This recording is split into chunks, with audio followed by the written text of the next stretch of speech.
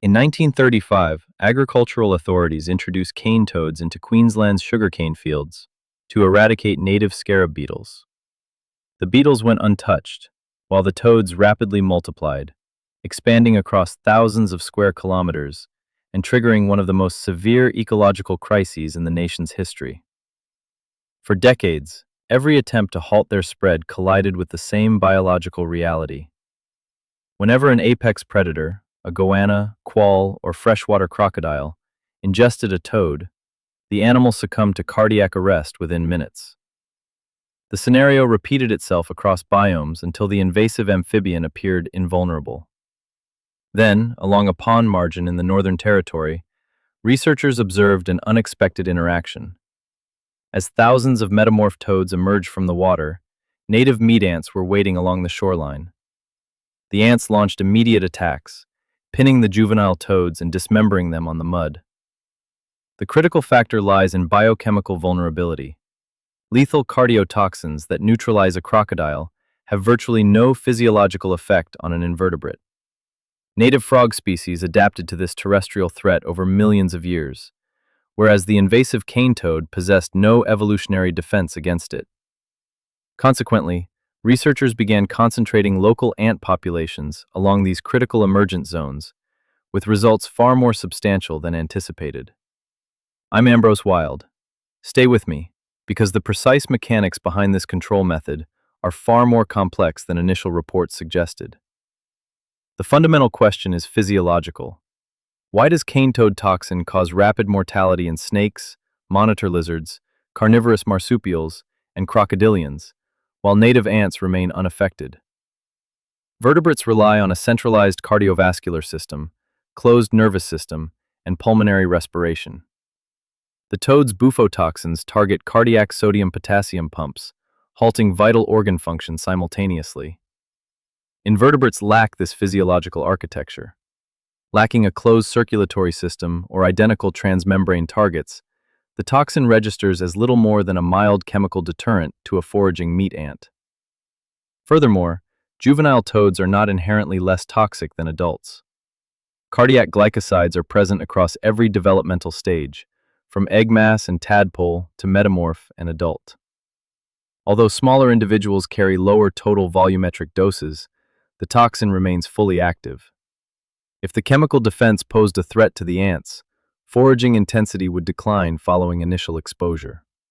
Instead, ant colonies return systematically to target emerging waves of metamorphs day after day. The cane toad spent millions of years evolving chemical armor against vertebrate predators, only to remain vulnerable to an invertebrate standard along the shoreline. The intervention was remarkably low-tech. Rather than deploying specialized machinery or hazardous chemical agents across sensitive wetland habitats, researchers utilized standard cat food. By placing commercial bait along the damp mud where metamorphs exit the aquatic phase, local foraging ants were attracted to the shoreline in dense concentrations within hours. When juvenile toads emerged, up to 98% were set upon almost instantly.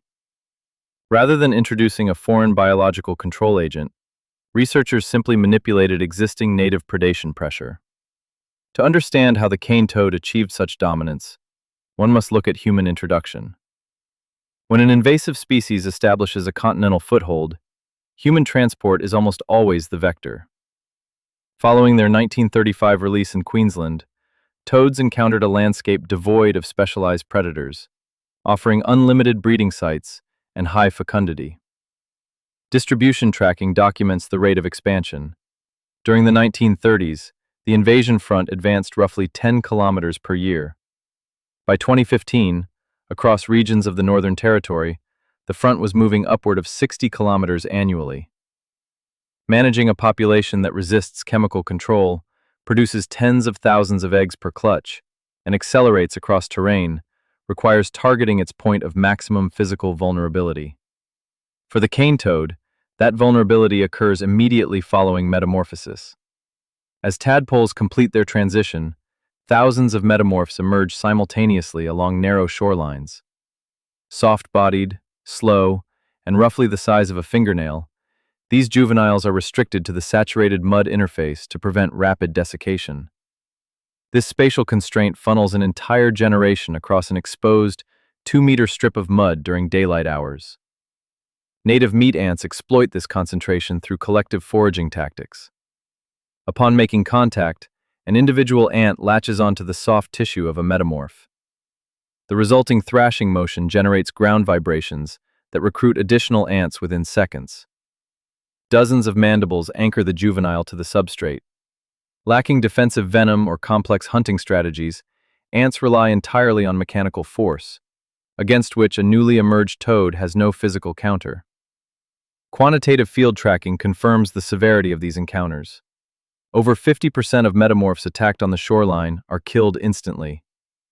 Of the juveniles that manage to break free and retreat toward cover, 88% perish within 24 hours due to systemic trauma and exertion stress. Consequently, a single morning's predation along a narrow stretch of mud can eliminate the majority of an emerging cohort. Native Australian frogs escape this mortality through co-evolved behavioral adaptations. Having shared riparian zones with predatory ants for millennia, native species exhibit precise freeze and flight responses and undergo metamorphosis primarily at night when ant activity declines. Cane toad metamorphs emerge during the day to avoid cannibalism from larger adults of their own species, placing them directly in the path of diurnal ant harvesters. Physical performance testing comparing cane toads against 7 native frog species revealed that the invasive toad ranked lowest in maximum jump distance, sprint velocity, and stamina, compounding its vulnerability. Despite high mortality rates in trial zones, the overall control effect remains localized. Efficacy varies depending on microenvironmental factors, including shoreline substrate, moisture levels, and proximity to established ant mounds. Furthermore, metamorphs occasionally seek refuge on raised vegetation or floating debris beyond the reach of terrestrial. Individuals operating at the pioneer margin are physically distinct from those remaining in long-established coastal strongholds. Over successive generations, natural selection has favored specific traits that optimize rapid terrestrial locomotion, resulting in longer hind limbs, increased physiological endurance, and a distinct behavioral drive to move continuously in a uniform direction. This phenomenon, known as spatial sorting, causes the fastest dispersing individuals to continually mate with one another at the absolute front line, systematically accelerating the speed of the invasion force every year. Where early generations moved only a few kilometers each season, modern vanguard populations cover distances previously thought biologically impossible for a terrestrial amphibian, navigating rugged terrain, arid stretches, and modified agricultural landscapes with relentless efficiency.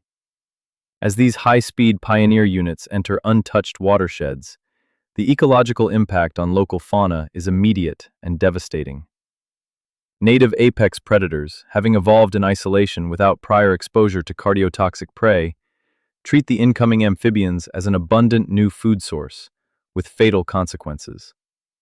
In regions where monitor lizards, large snakes, and predatory marsupials historically dominated the food web, population monitoring reveals localized crashes exceeding 90% within months of the invasion front's arrival.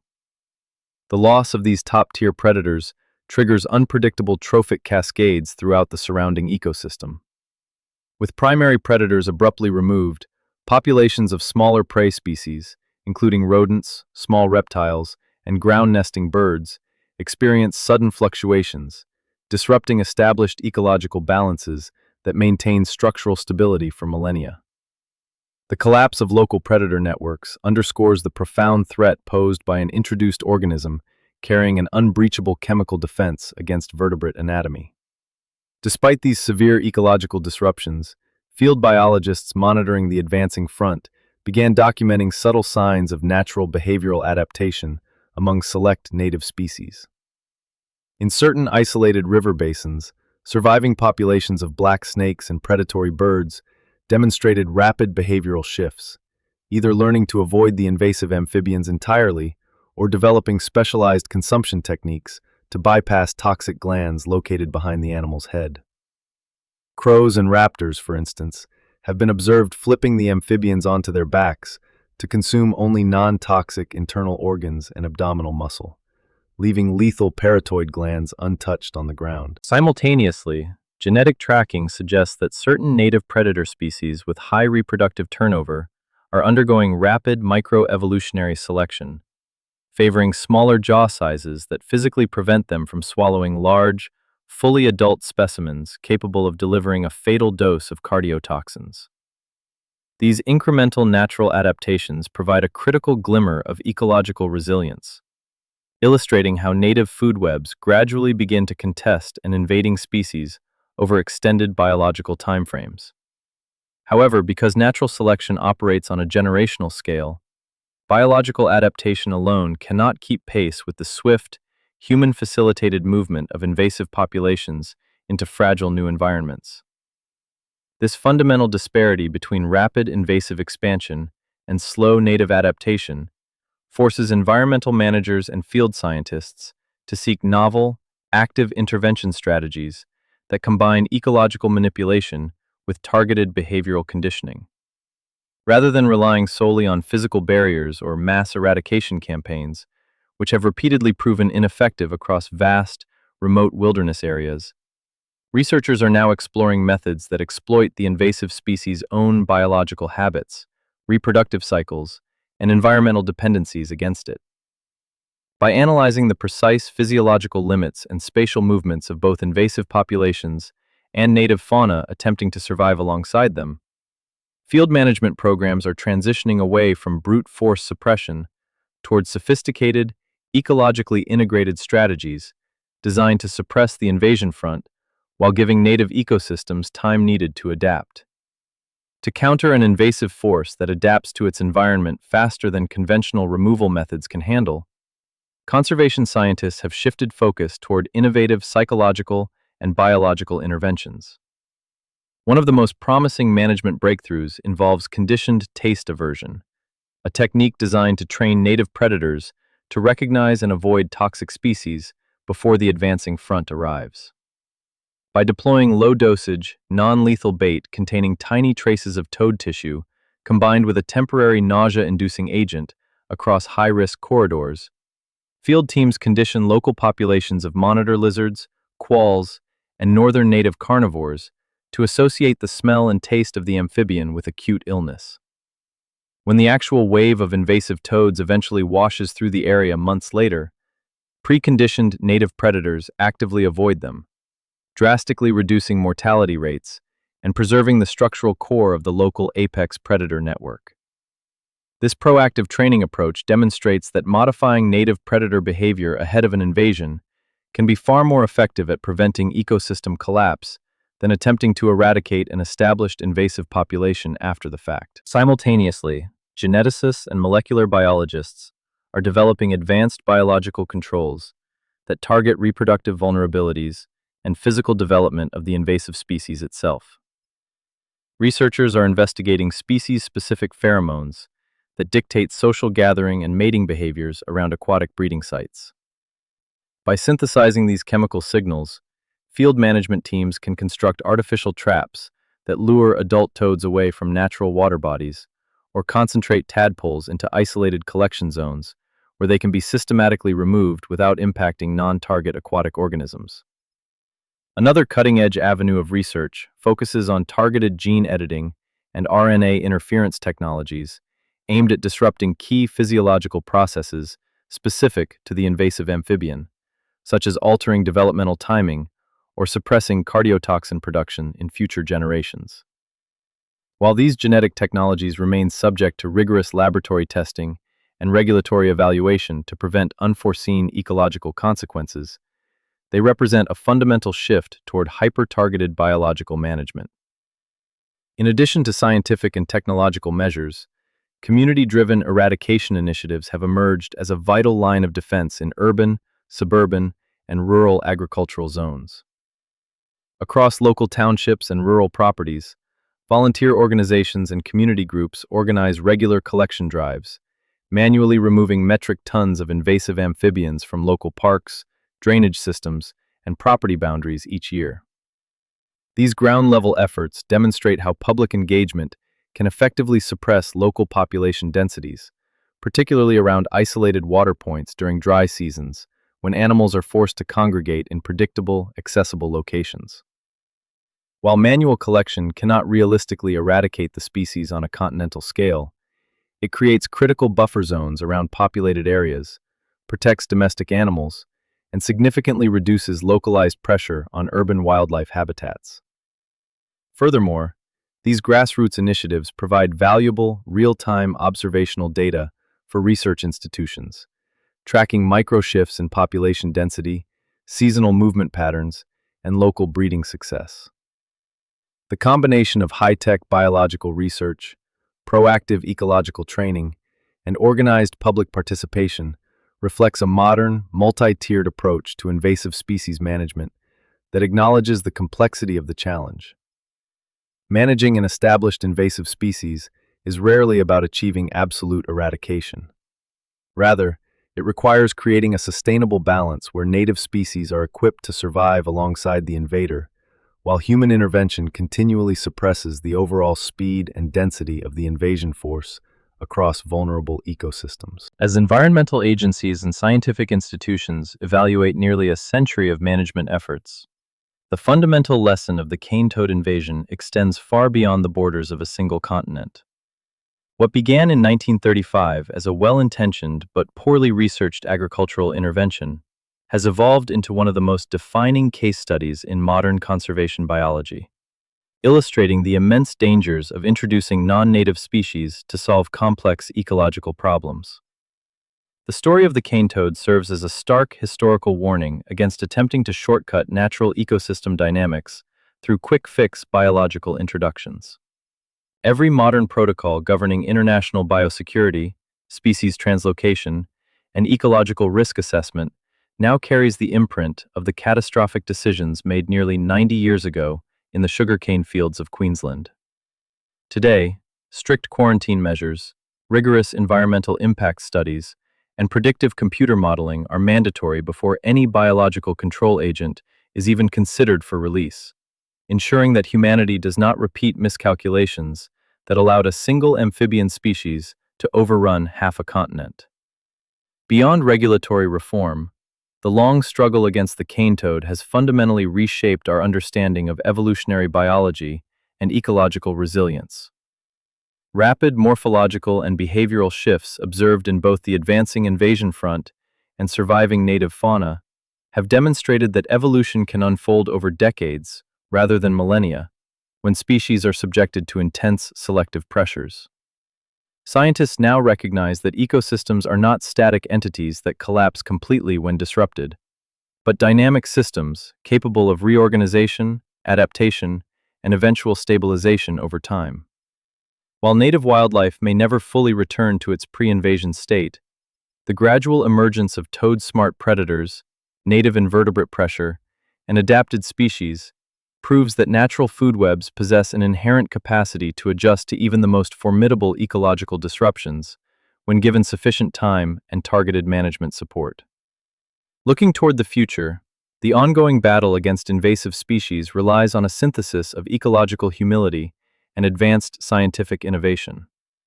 Rather than seeking to completely eradicate an organism that has entrenched itself across millions of square kilometers, modern management focuses on containment, strategic suppression, and facilitating long-term coexistence between native wildlife and introduced species.